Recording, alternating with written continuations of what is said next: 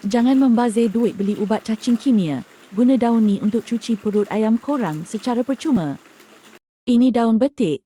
Ia mengandungi enzim papain, sejenis penawar semula jadi yang sangat kuat untuk membunuh cacing parasit dalam usus ayam.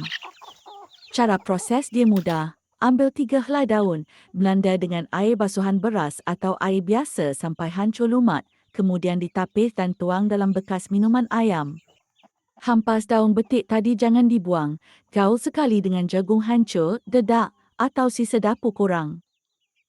Bila usus ayam bersih, sistem imuniti mereka akan jadi kuat. Bonus paling best, daun betik ni boleh kurangkan bau busuk najis dekat reban korang.